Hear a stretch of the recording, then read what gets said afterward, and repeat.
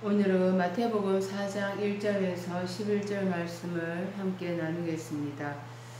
예수님은 3장에서 요단강에서 세례를 받으시고 오늘 4장 마귀에게 광야에서 시험을 받습니다.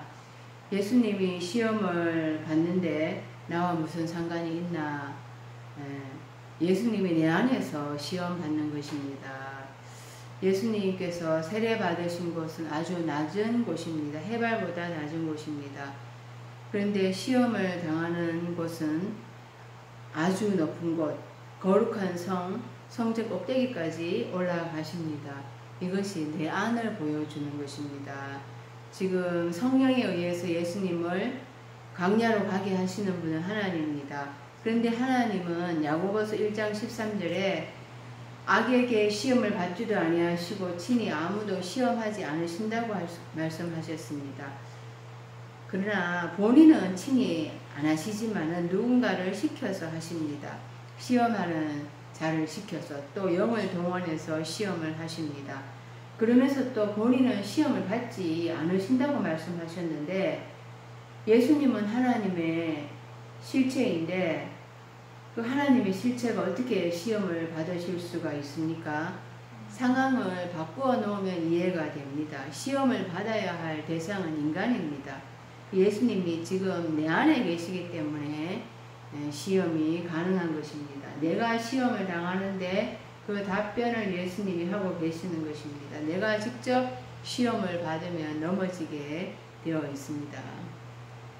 1절 그때 예수께서 성령에게 이끌려 마귀에게 시험을 받으러 광야로 가사 이 시험을 주관하시는 분은 하나님이라고 그랬습니다. 시험가는 마귀이고 장소는 광야입니다. 광야가 들판, 허허벌판, 돌들만 있는 곳이 아니라 교회를 이야기합니다.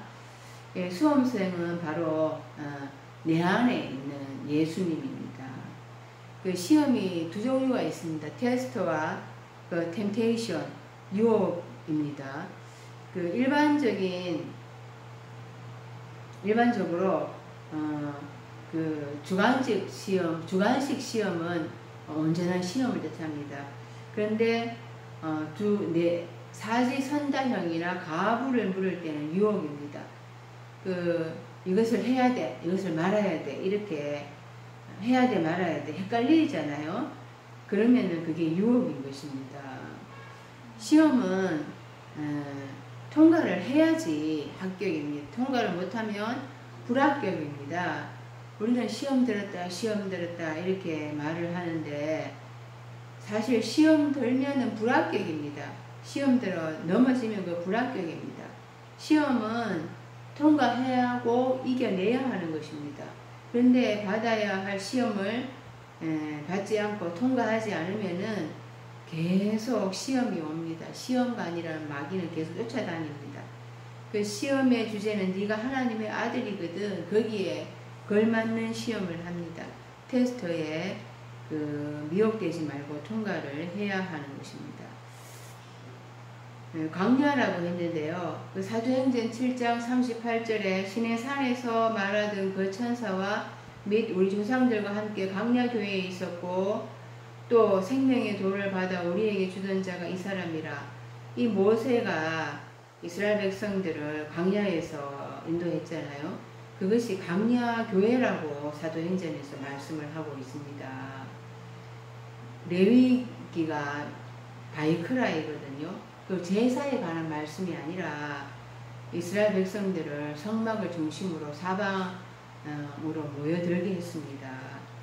그리고 그가 초청하기 시작했다. 이 교회론인 것입니다. 민수기가 데미드바르 광야 안에서 라는 말씀이거든요. 다바르라는 그 말씀으로 정돈하다 이런 뜻에서 유래를 했습니다. 그래서 말씀으로 정돈하는 곳 안에서 이런 말인 것입니다. 민수기가 그곳으로 하나님이 우리를 초청하기 시작을 했습니다. 그것이 교회의 시작입니다.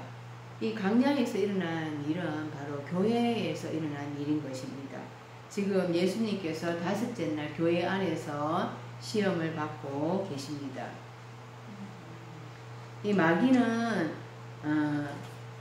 디아블로스 해서 디아발로 비방하다라는 동사에서 유래를 했거든요. 누가복음 16장 1절에 또한 제자들에게 이르시되 어떤 부자에게 청지기가 있는데 그가 주인의 소유를 허비한다는 말이 그 주인에게 들린지라. 이 들린지라 이것이 원어로 보면은 비난받았다 해서 수동으로 되어 있습니다. 이 비난받았다 그 주인에게 비난받은 것입니다. 그래서 내 것을 헛부리고 있다고 비난받았다. 내 것을 낭비하고 있다고 허비하고 있다고 비난받았다. 이런 마귀라는 이 말 자체가 비방하다라는 뜻을 가지고 있습니다. 요한복음 13장 2절에 마귀가 벌써 시몬의 아들 가룟 유다의 마음에 예수를 팔려는 생각을 넣었더니 지금 6월절 만찬 석상입니다. 그 전에는 마귀가 직접적으로 시험을 안 했는데 예수님 시험 받으시고 마귀가 물러가거든요. 그런데 가룟 유다의 마음에 넣어서 이제 역사를 하기 시작을 합니다. 그 예수님께서 시험 받는 상황도 비슷한 것입니다. 그 예수님이 죄가 없는 분이기 때문에 시험을 받으실 수가 없습니다. 또 예수님은 죽으실 수가 없는 분이에요. 하나님은 죽지 않으십니다. 그런데 하나님께서 그리스도 예수를 육체 안에 오셨을 때에는 죽는 것 같아 보입니다. 나라는 육체만 존재했을 때는 죽어버리면 끝이 납니다. 그런데 하나님이 나와 함께 계심으로 죽을 수도 있고 살 수도 있습니다. 죽었다는 이야기는 내가 죽었다는 얘기고 내가 살았다는 것은 내가 살았다는 것입니다. 하나님은 죽지도 않으시고 살지도 않으십니다. 내 안에서라는 상황 설정을 해놓고 그렇게 봐야 합니다. 그냥 예수님이 내 죄를 대신해 주셨다 이렇게만 보면 안 되는 것입니다. 예수님이 내 안에 들어오셔서 십자가에 함께 못 박히시지 않으시면은 내 죄는 사해 줄 수가 없습니다. 내 몸 밖에서 예수님이 홀로 십자가에서 죽으셔서 내 죄가 속죄가 안 됩니다. 내 안에 들어오셔서 내가 받아야 할 죄값을 같이 받으셨다는 것을 대속죄물이라고 하고 속전이라고 합니다. 다 내 안에 계셔서 받으시기 때문에 예수님이 시험 받으시는 것이고 예수님이 죽는다는 것이고 예수님이 살아난다고 우리가 말을 하는 것입니다. 그 아사셀 염소가 있습니다. 레위기 16장에 아론이 제사를 드릴 때 숫소 하나와 순염소 둘을 취해서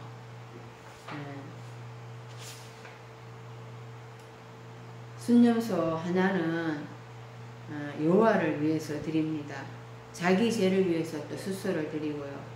그런데 순염소 하나에게 그 이스라엘 백성들의 죄를 전가해서 또 안수하고 광야로 내보냅니다. 이것이 아사셀 염소라고 합니다. 이 아사셀이란 뜻이 실패하다 이런 뜻입니다. 그래서 실패한 염소, 사라진 염소 이 말이거든요. 내 안에 죄를 지고 나간 것입니다. 이 순염소에게 이스라엘 백성들의 죄를 전가시켜서 광야에 나가서 그렇게 절벽으로 떨어뜨린 것입니다. 이것은 바로 이 순염소가 죄를 전가받은 것이거든요. 근데 이 아사셀 염소를 예수님이라고 보고 있는 사람들이 있는데 그렇게 보면 안 됩니다. 아사셀 염소는 실패한 염소, 사라진 염소, 그 죄를 전가시켜서 이렇게 내보낸 것입니다. 근데 예수님은 죽으시고 부활이 있잖아요. 근데 이 아사셀 염소는 부활이 없거든요. 그래서 아사셀 염소가 예수님이라고 보아서는 안 되는 것입니다. 2절에 40일을 밤낮으로 금식하신 후에 줄이신지라. 40일을 밤낮으로 그 원어를 보면은 40낮 삶과 또 40밤 삶 이렇게 되어 있습니다. 그래서 이 낮잠도 밤잠도 묶이는 사역에 금식이 있었다는 것입니다. 낮잠, 밤잠 다 묶이는 사역에 금식이 있었다는 것입니다. 구약에서 이 모세는 금식을 2번이나 했습니다. 그 출애굽기 34장 28절에 모세가 여호와와 함께 40일 40야를 거기 있으면서 떡도 먹지 아니하였고 물도 마시지 아니하였으며 여호와께서는 언약의 말씀 곧 십계를 그 판들에 기록하셨더라. 이 모세가 40일 금식을 한 이유가 있습니다. 지금 이제 이스라엘 백성들이 셋째 날에서 넷째 날 넘어오면서 강야 교회에서 율법을 받는 중요한 분기점입니다. 이 셋째 날에서 넷째 날의 초반부인 거예요. 모세에게 사망의 법을 주시면서 40주야를 금식하게 하셨습니다. 예수님은 지금 6째 날 생명의 성령의 법을 받아야 하기 때문에 금식하시는 것입니다. 그러면 우리도 실제로 금식을 해야 하는가? 그 말은 넷째 날, 5째 날에 사상을 더 이상 먹지 않는다는 것입니다. 이 금식은 이사야서 58장 4절에서 8절에 나의 기뻐하는 금식은 이렇게 말씀을 하고 있거든요. 그러니까 진짜 금식이 어떤 금식이냐?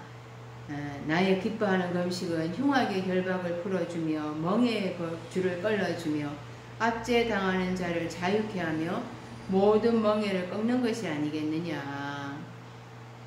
또 줄인 자에게 내 식물을 나눠주며 유리하는 빈민을 내 집에 들이며 벗은 자를 보면 입히며 또 내 골육을 피하여 스스로 숨지 아니하는 것이 아니겠느냐. 그리하면 내 빛이 야침같이 비칠 것이며 내 치료가 급속할 것이며 내 의가 내 앞에 행하고 여호와의 영광이 내 뒤에 호위하리니. 이게 진짜 금식이라는 거예요. 금식이 필요한 것은 긍휼이고 사랑이라는 것입니다. 그런데 그 4절에 보면은 보라 너희가 금식하면서 다투며 싸우며 악한 주먹으로 치는도다. 너희의 오늘 금식하는 것은 너희 목소리로 상달게 하려 하는 것이 아니냐. 이 금식을 잘못하고 있다는 거예요. 이 자기의 욕구 관철을 위해서 안 들어주면은 막 때를 쓰고 울고불고 이렇게 금식하고 있다는 거죠. 근데 진짜 금식은 긍휼이고 사랑이라는 것입니다. 흉악의 결박을 풀어주며 멍에의 줄을 끌어주며 이런 긍휼과 사랑이 필요한 때가 넷째 날입니다. 왜? 셋째 날에서 베풀기 위해서입니다. 6째 날에 긍휼과 사랑은 5째 날에 베풀기 위해서입니다. 이것이 금식입니다. 그 넷째 날, 5째 날에 금식은 안 먹는 거예요. 안 먹는 거. 그 예전에 사상을 안 먹는 겁니다. 안 먹으면 주어야 합니다. 안 먹고 긍휼과 사랑을 베풀어야 합니다. 네, 당연히 예수님이 줄이셨으니 양식이 필요하겠지요. 그 예수님의 양식은 뭔가 사마리아 여인인 것입니다. 예수님이 제자들에게 내게는 너희가 알지 못한 양식이 있다 이렇게 말씀하셨잖아요. 그 사마리아 여인에게 복음을 전하는 게 그게 예수님의 양식인 거죠. 3절에 시험하는 자가 예수께 나와서 가로되 네가 만일 하나님의 아들이어든 명하여 이 돌들이 떡덩이가 되게 하라. 이 시험하는 자가 네가 만일 하나님의 아들이어든 가정법 같잖아요. 근데 가정법이 아닙니다. 가정법이라면 헬라어에서 애안을 써야 되거든요. 근데 지금은 애안을 쓰지 않았습니다. 그래서 네가 만일이 아니라 네가 하나님의 아들이거든 이런 기정사실라를 해놓고 그러면은 네가 돌을 가지고 빵을 만들어봐 이렇게 얘기하는 겁니다. 네가 하나님의 아들 이거든 기정사실화를 해놓고 그래서 이제 이 시험을 하는데요. 이 시험은 페이라조, 헬라어로 페이라조인데요. 야고보서 1장 13절에서 15절에 사람이 시험을 받을 때 내가 하나님께 시험을 받는다 하지 말지니 하나님은 악에게 시험을 받지도 아니하시고 친히 아무도 시험하지 아니하시느니라. 오직 각 사람이 시험을 받는 것은 자기 욕심에 걸려 미혹됨이니 욕심이 잉태한 즉 죄를 낳고 죄가 장성한 즉 사망을 낳느니라.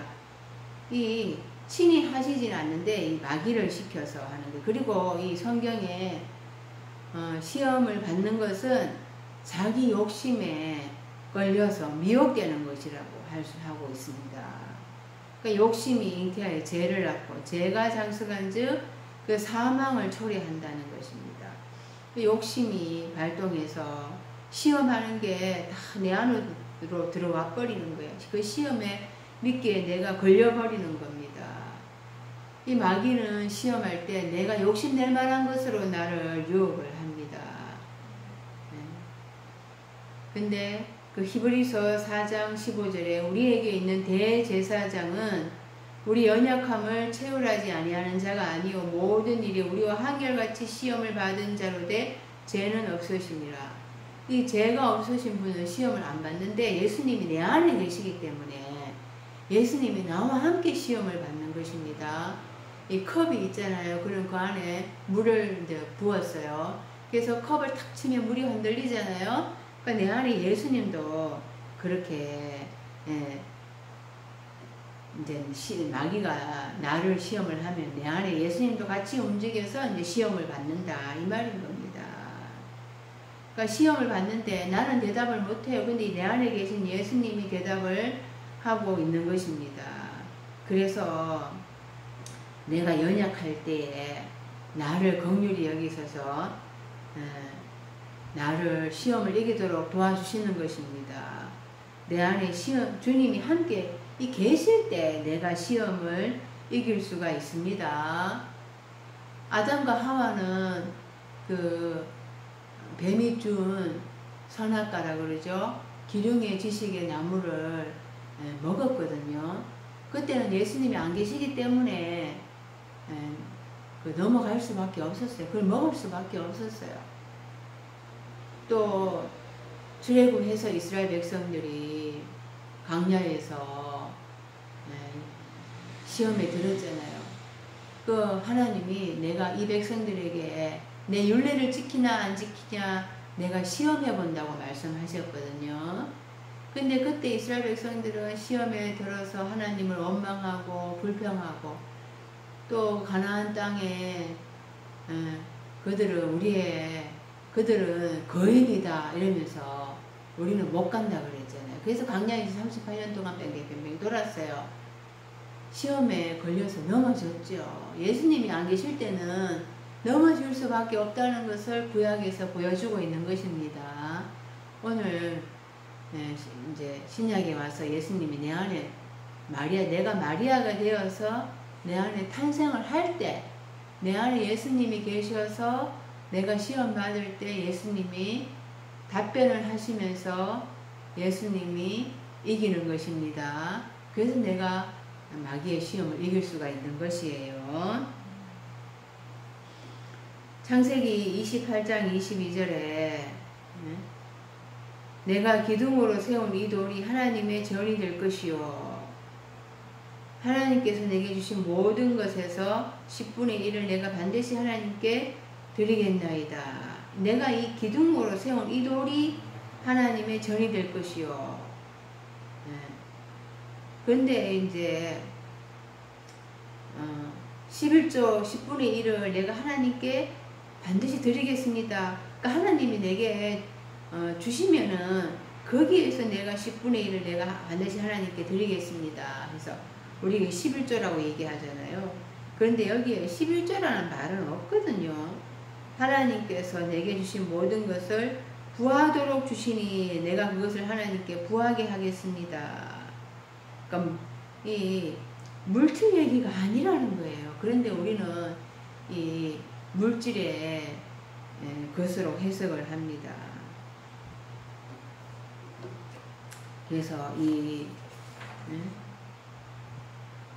돌로 빵을 만들어라 이렇게 하니까 하나님이니까 돌을 빵으로 만들 수 있지. 하나님은 모든 것을 하실 수 있는 분이니까 이렇게 생각하거든요. 근데 이게 물질 얘기가 아니라는 거예요. 마태복음 3장 9절에 속으로 아브라함이 우리 조상이라고 생각하지 말라. 내가 너희에게 이르노니 하나님이 너희 돌들로도 아브라함의 자손이 되게 하시리라. 그러니까 이 돌이 히브리어로 에벤이라 그랬습니다. 돌이. 근데 알레프와 베이트라고 합성으로 되어 있다고 말씀을 드렸는데요. 알레프 본성을 떼어버리면 벤 하나님의 아들이 된다 이 말이에요. 본성의 삶으로 가지고 하나님은 우리를 아브라함의 자손 삶으로 변화시킬 수 있다 이 말이거든요.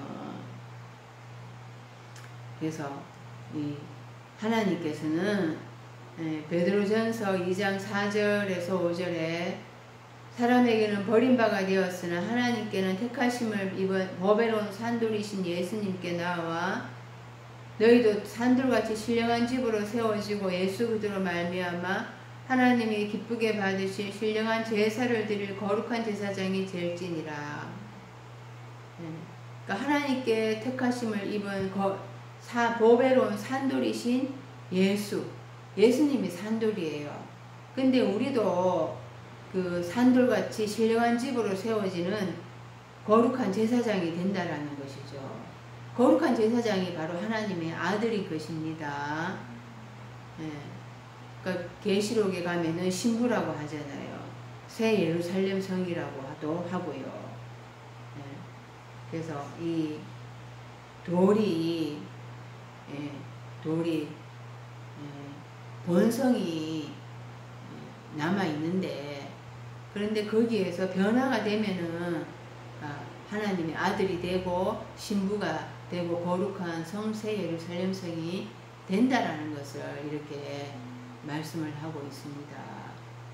그런데 예수님이 낙이 타고 예루살렘에 입성을 할 때 이스라엘 백성들이 막 뭐라고 외쳤어요? 호산나 호산나 이렇게 했지요. 그 이스라엘 백성들이 바로 돌인 것입니다. 돌의 삶인 거예요. 본성이 지배하는 삶을 아직도 살고 있어요. 그런데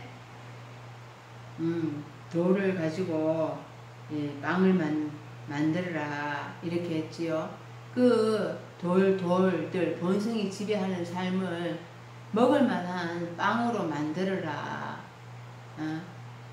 그러니까 지금 본성이 지배하니까 교회도 잘 안 나오고 예배도 잘 안 드리고 헌금도 잘 안 드리니까 잘 말 듣는 먹을 만한 빵으로 만들어라 이 말인 것입니다. 이 마귀가 유혹하는 것은 예수님에게 교회에 잘 길들여져서 목사가 시키는 대로 예배 출석 잘하고 봉사 잘하고 말 잘 듣고 헌금 잘하고 이런 말 잘 듣는 교인으로 만들어봐라 이렇게 예수님에게 유혹을 하고 있는 거예요. 그 예수께서 4절에 대답하여 가라사대 기록되었을 때 사람이 떡으로만 살 것이 아니라 하나님의 입으로 나오는 모든 말씀으로 살 것이라.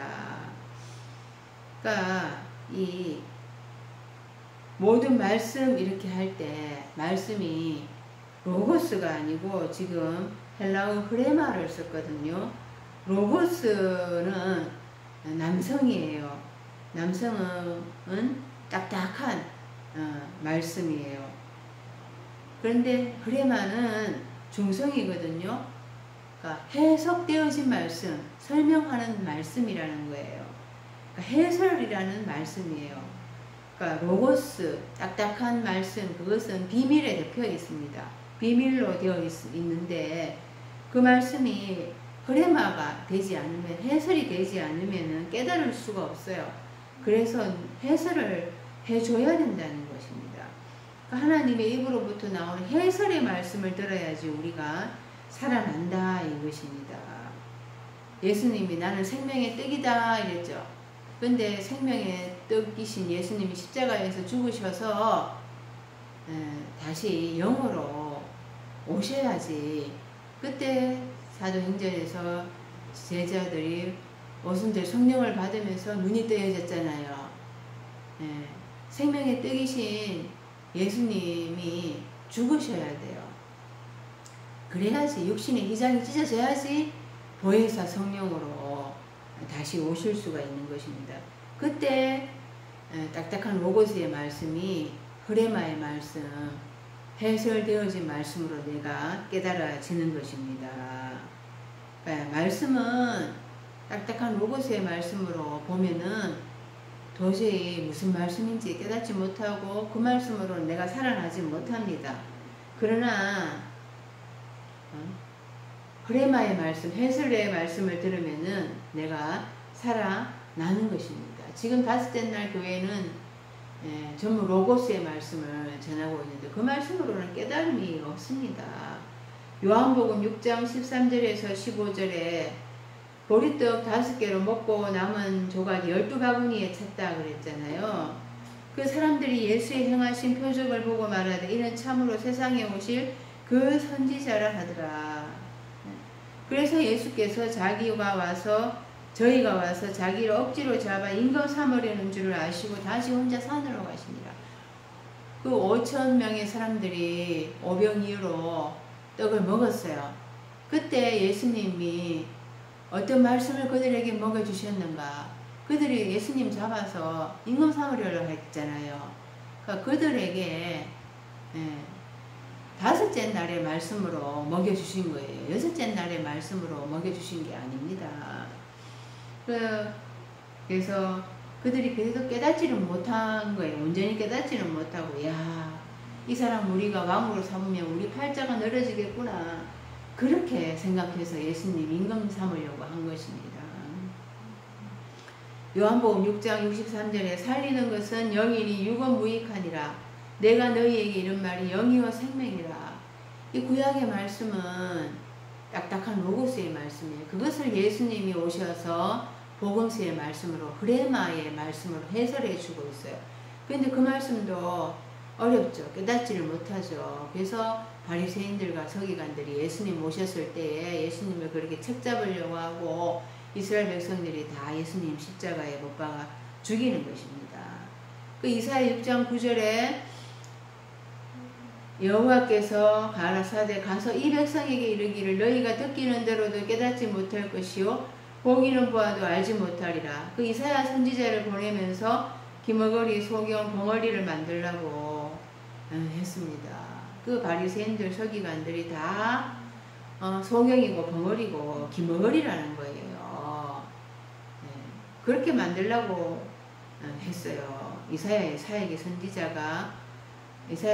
사역이 그 말씀을 전하지만은 그들이 듣고도 깨닫지 못할 것이다. 그들이 보기는 보아도 보지 못할 것이다. 그래서 그 다섯째 날에 부견인과 청지가들이 외치는 나팔 소리는 다 사망의 법인 것입니다. 그것을 듣고는 흐레마의 말씀이 아니기 때문에 살아날 수가 없어요. 진짜 그 흐레마의 말씀을 통하여서만 살아날 수 있다. 이렇게 예수님이 말씀하시는 것입니다. 마귀는 지금 돌로 그 다섯째 날 먹을 만한 길 잘 들여지는 교인들로 만들어봐. 그래서 교회 부흥을 해봐. 시켜. 이렇게 하지만은 진짜 흐레마의 말씀이 아니고서는 살았다 하나 죽은 자들에 불과한 것입니다. 에베소서 6장 17절에 구원의 투구와 성령의 금 곧 하나님의 말씀을 가지라. 이 하나님의 말씀이 바로 흐레마의 말씀인 거예요. 이 살리는 말씀, 나를 살리는 말씀, 그리고 내 안에 있는 더러운 것들은 육신의 것은 죽이는 말씀이 되는 것입니다. 5절에 이에 마귀가 예수를 거룩한 성으로 내려다가 성전 꼭대기에 세우고, 이 성전 꼭대기에 그러니까 교만해져 있다 이런 뜻인 것입니다. 교만해지기 쉬운 상태예요. 지금 40일 금식했잖아요. 그러니까 기고만장하고 우쭐한 그런 상태일 수 있다는 거예요. 고린도전서 10장 12절에서 13절에 그런즉 선줄로 생각하는 자는 넘어질까 조심하라. 사람이 감당할 시험밖에 너희에게 당한 것이 없나니 오직 하나님은 미쁘사 너희가 감당치 못할 시험당함을 허락지 아니하시고 시험당할 즈음에 또한 피할 길을 내사 너희로 능히 감당하게 하시느니라. 그래서 내가 선줄로 생각하면은 그거는 착각인 것입니다. 교만은 패망의 선봉인 것입니다. 6절에 가로되 네가 만일 하나님의 아들이거든 뛰어내리라. 기록하였을 때 저가 너를 위하여 그 사자들을 명하시리니 저희가 손으로 너를 받들어 발이 돌에 부딪히지 않게 하시리로다. 하나님의 아들이거든 너를 던져봐.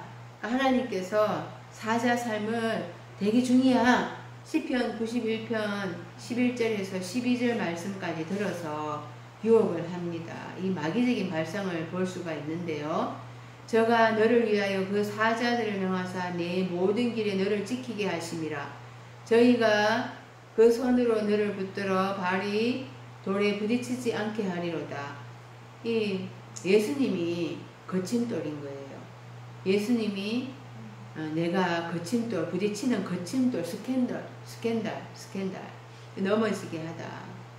그 예수님이 그 시험에 넘어지지 않게 하시겠다는 겁니다. 그 무슨 성전 꼭대기에 뛰어내리면 받아줄 거다. 이런 성전 꼭대기 막 보이는 것을 얘기하는 게 아닙니다. 그런데 모든 길에 너를 지킨다. 너의 발이 돌 안에서 부딪히지 않게 하신다. 이런 말만 이제 겸허하게 잘라다가 붙입니다. 이 마귀가. 예. 그래서 12절에 저희가 그 손으로 너를 붙들어 발이 돌에 부딪히지 않게 하리로다. 요거를 딱 갖다가 이렇게 붙이는 거예요. 마태복음 지금 4장 6절에 그 시편 91편에는 하나님의 아들이거든 뛰어내리라 이런 말은 없거든요. 근데 뒤에 말만 있잖아요. 뒤에 말만 저희가 그 손으로 너를 붙들어 발이 돌에 부딪히지 않게 하리로다.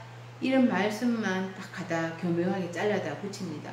그래서 우리는 이 마귀가 시험을 하고 유혹을 할 때는 이렇게 한 구절만 딱 들이대가지고 하면은 성경을 앞뒤로 다 펼쳐 봐야 합니다. 그래서 그 유혹의 말이 넘어가지 않아야 합니다.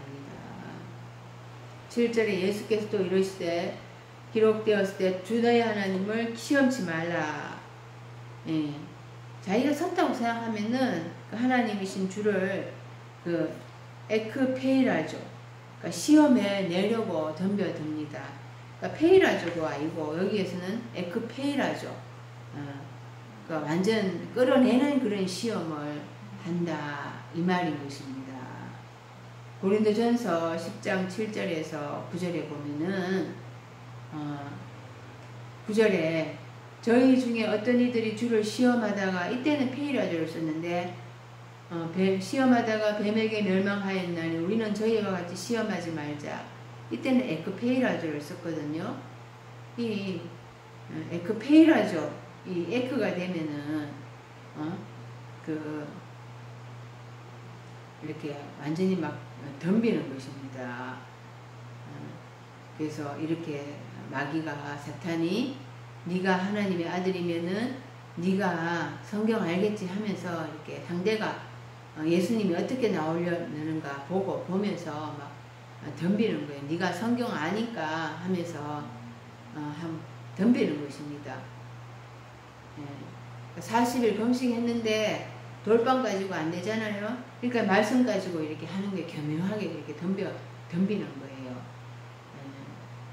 그래서 이렇게 상대가 교묘하게 나오면 우리는 성경을 가지고 성경을 펼쳐보면서 찬찬히 살펴보면서 성경을 가지고 말씀을 전체로 살펴보면서 이겨야 하는 것입니다.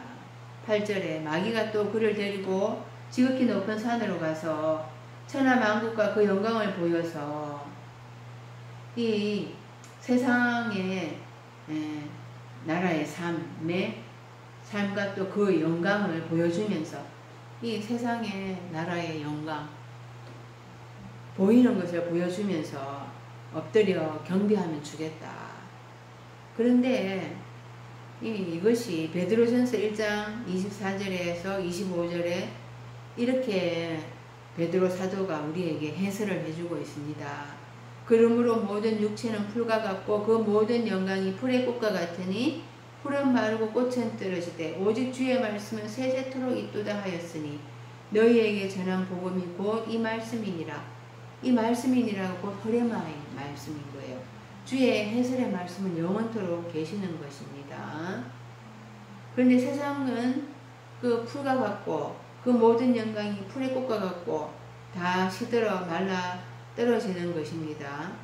그러니까 보이는 것은 다 사라지고 잠시 잠깐인 것에 불과하지만 하나님의 말씀이 영원토록 있는 것입니다.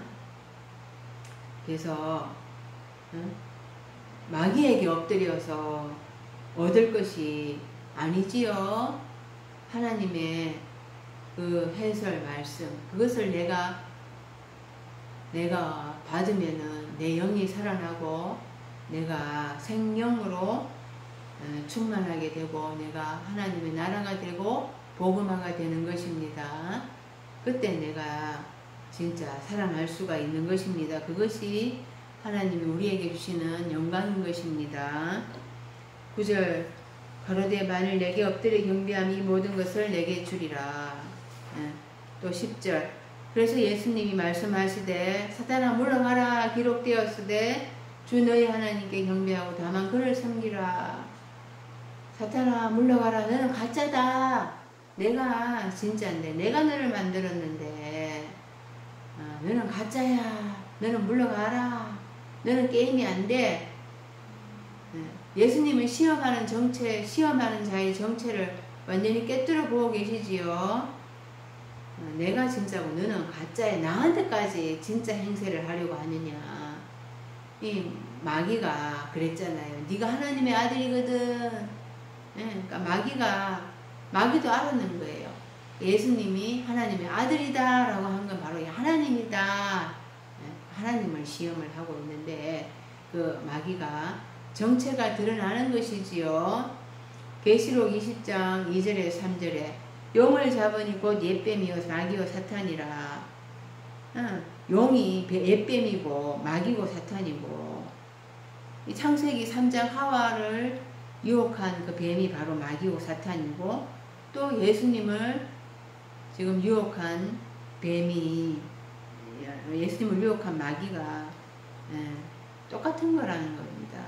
그 본질은 사탄이고 그래서 1,000년 동안 잡아서 1,000년 동안 결박하여 무저갱에 던져 넣어 잠그고 그 위에 임봉하여 1,000년이 차도록 다시는 만국을 미혹하지 못하게 하였다. 그 후엔 다 반드시 잠깐 놓이리라. 이 사탄, 이 마귀 나를 유혹하는 건 내 안에 있는 거예요. 나를 유혹하는데 내가 욕심으로 내가 유혹을 당하는 거잖아요. 그거를 내가 분별해서 내가 잡아서 결박해서 무저갱에 던져 집어넣어야 됩니다. 그것을 그 마귀의 사탄의 정체를 내가 깨뜨릴 수 있어야 합니다. 11절에 이에 마귀는 예수를 떠나고 천사들이 나와서 수종되니라. 그러니까 마귀가 예수님을 떠나고 이제 천사들이 나와서 수종을 드는데요. 마귀가 예수님을 놓아주는 거예요. 그래서 예수님 공생의 사역을 시작을 하십니다. 그래서 이제 예수님이 이제 그렇게 사역을 이렇게 하실 수가 있는 건데요. 이것은 6월절 이제 절기, 6월절 만찬에 가론 유다의 마음에 사탄이 마귀가 예수님 팔려는 생각을 넣잖아요. 네, 그때까지는 예수님에게 자유롭게 구원 사역을 할 수 있는 기한이 보장된 것입니다. 이 하나님의 아들이다 라는 이제 확인이 되었죠. 그래서 예수님의 공생의 사역으로 우리가 7 나팔을 들을 수 있는 사역이 허락된 것이에요. 이것은 마귀가 건드리지를 못합니다. 그래도 또 서기관들 바리새인들이 옆에서 깔짝깔짝 끓이죠.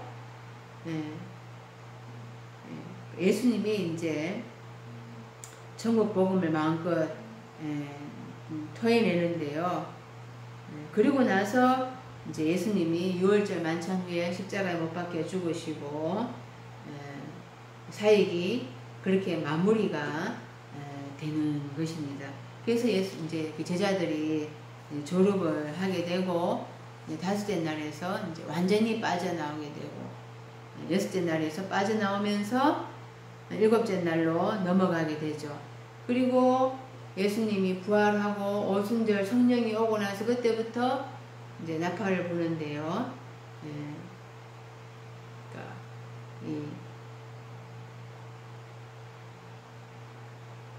예수님의 이제 나팔을 부는 사역을 시작을 하게 되는데요. 이런 마귀가 예수님을 놔주고 이제 사자 삶이 와서 봉사하더라. 예수님께서 이제 예수님께서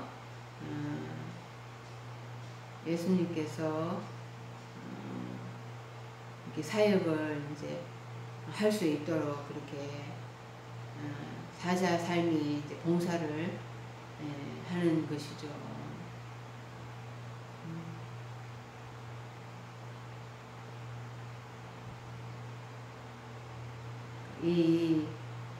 이런 서기관들 바리새인들도 그들도 이제 구원받을 사람들을 위한 봉사하는 자들의 삶이에요. 예수님이 말씀하시면은 서기관들 바리새인들 율법사가 와서 그날 예수님이 강의할 주제를 이제 물어봅니다. 질문을 합니다. 그러면은 예수님 그거 가지고 쫙 설명을 하잖아요.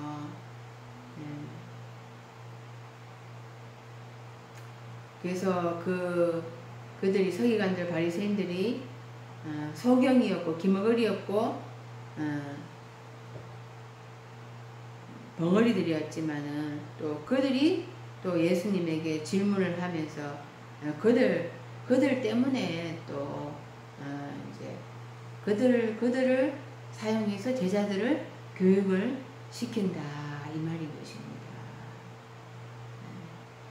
이것이 이제 다 내 안에서 일어나는 일들을 강야 또 마귀 또 서기관들 바리새인들 이런 것들을 통해서 보여주는 것이라고 할 수가 있습니다.